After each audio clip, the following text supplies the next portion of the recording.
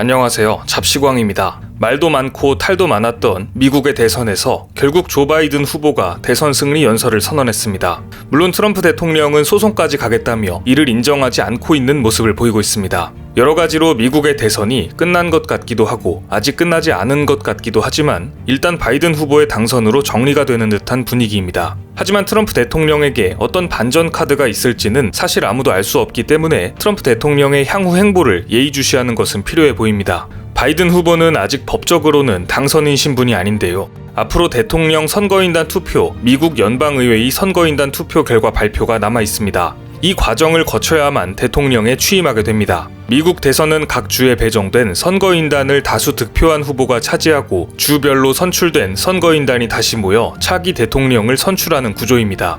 대통령 선거인단 투표는 대선이 있는 해 12월 둘째 주 수요일이 지난 뒤 월요일에 열리게 되어 있습니다. 올해의 경우 선거인단 투표일은 12월 14일입니다. 각 주에서 시행한 선거인단 투표 결과는 주지사에 의해 등기 우편으로 미국 연방의회에 송부됩니다. 트럼프 대통령이 반전의 승부수를 띄우려면 이 선거인단 투표일 전까지는 뚜렷한 무언가가 나와야만 하는 것이죠. 그 다음 절차는 내년 1월 6일 연방의회의 선거인단 개표 결과 승인입니다. 상원의장을 겸하는 마이크 펜스 부통령은 이 자리에서 조 바이든 대통령 당선인과 카멀라 해리스 부통령 당선인의 선출을 선언하게 됩니다.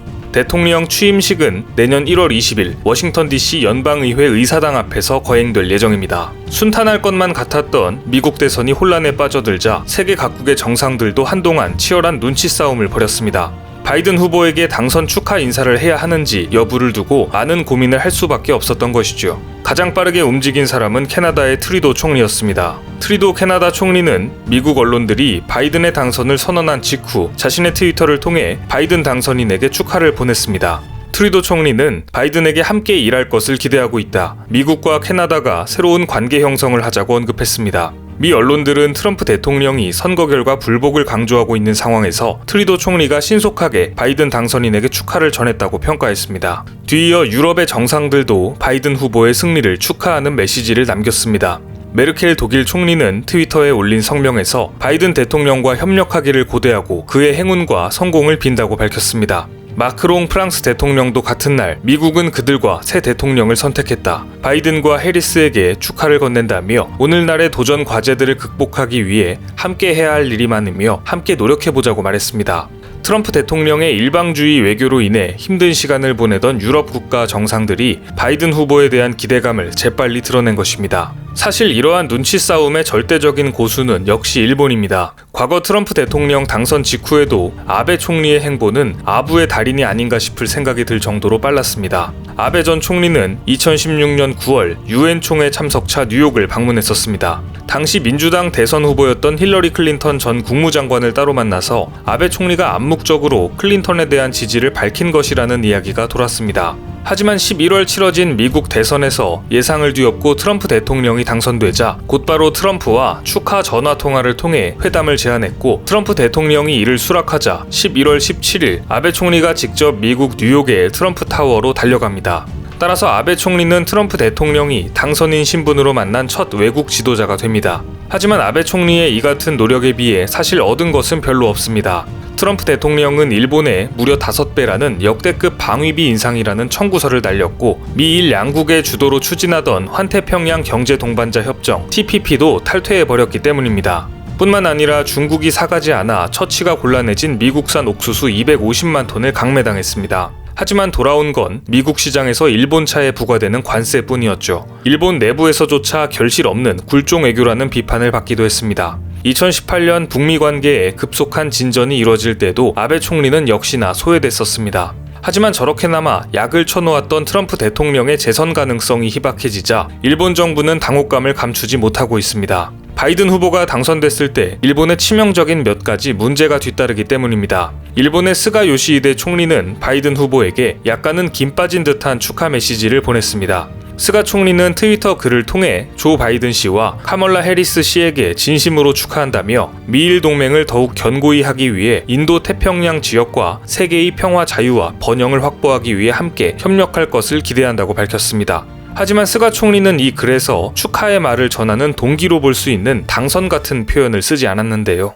트위터를 이용해 다소 애매한 표현으로 바이든 후보에게 당선 축하의 뜻을 전한 것은 트럼프 대통령이 개표 결과에 불복 의사를 내비치면서 당선 확정이 지연될 것으로 판단했기 때문으로 보입니다. 한마디로 꼼수인 셈입니다.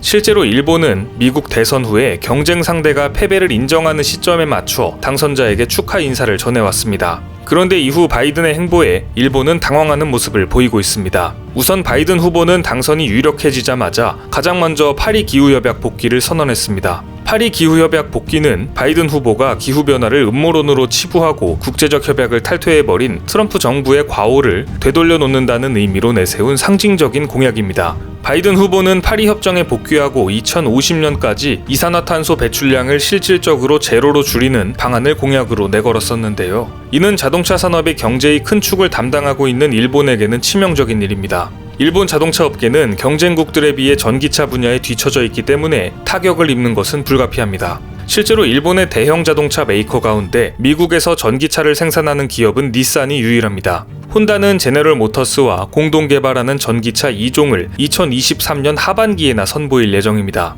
도요타 자동차와 마쓰다는 엘라베마주의 새 공장에서 전기차를 생산할 계획이지만 구체적인 시기는 미정인 상태입니다. 도요타는 아직도 하이브리드 기술을 고집하며 전기차와 배터리 부분에서는 경쟁사에 비해 한참 밀리는 기술력을 가지고 있습니다. 미국도 유럽과 같은 온실가스 배출 규제를 적용하게 된다면 도요타는 그야말로 미국 시장 전체를 잃을 수도 있게 됩니다. 일본은 부랴부랴 배터리 기업들을 합치고 있지만 조선 산업과 디스플레이 산업의 전철을 보았을 때 일본 기업들이 합쳐져서 잘된 기억은 별로 없습니다. 도요타와 파나소닉이 배터리 개발을 위해 합작회사를 출범시켰지만 시장 내 큰 이변은 없을 것으로 보입니다. 일본 정부를 당황시키는 문제는 또 있습니다. 바이든 당선 이후 일본의 평화헌법 개정에도 빨간불이 켜졌습니다. 바이든 당선인은 상원의원 시절 외교위원장을 지냈고 2009년부터 2017년까지 부통령으로서 오바마 행정부의 외교정책을 뒷받침하며 한미일 공조를 강조해왔습니다. 2013년 12월 아베 총리가 야스쿠니 신사를 참배했을 때 실망했다라는 미국 정부의 강한 비판 성명을 주도한 것도 바이든이었습니다. 한일 관계에 무심한 태도를 보였던 트럼프 행정부와 달리 바이든은 현안에 따라 직간접적으로 개입할 가능성이 있다는 것입니다. 상황이 이렇게 되자 일본도 우선 눈치를 보기 시작했습니다. 일본 정부와 여당이 일본을 공격하는 탄도미사일을 상대국 영역에서 저지하는 적기지 공격 능력 보유를 방위계획 대강에 명시하지 않기로 발표한 것입니다. 적기지 공격 능력은 적국의 미사일 발사 기지를 공격하는 원거리 정밀 타격 수단 보유를 의미합니다. 이는 분쟁 해결 수단으로서 전쟁을 포기하고 전력을 보유하지 않는다고 규정한 일본 평화헌법에 기반을 둔 원칙에 배치된다는 지적을 받았습니다. 그런데 바이든 후보의 당선이 유력해지자 재빨리 꼬리를 내린 것입니다. 트럼프 대통령은 어쨌든 일본이 무역과 경제 부분에서 굽히고 들어가면 일본 내에서 일어나는 일에 대해서는 큰 관심을 두지 않았습니다. 하지만 경제보다 외교 분야에 관심이 많은 바이든은 일본이 추진하려는 전쟁 가능한 국가로의 개헌에 대해 사사건건 간섭을 할 가능성이 높아 보입니다. 미국의 대선은 마무리 분위기이지만 미국의 정가는 아직 혼란 속에 휩싸여 있습니다. 하지만 현재까지는 분명 바이든이 유리해 보이는 것이 사실입니다. 트럼프 대통령이 이대로 패배를 받아들일지 아니면 법원까지 넘어가서 추가적인 비장의 카드를 내세우며 극적인 반전을 이끌어낼 수 있을지 관심 있게 지켜봐야 할 것 같습니다. 오늘 준비한 소식은 여기까지입니다. 댓글을 통한 여러분들의 많은 의견 기다리겠습니다. 많은 분들의 생각이 모였을 때 진정 가치 있는 지식이 완성될 것입니다. 시청해주셔서 감사합니다.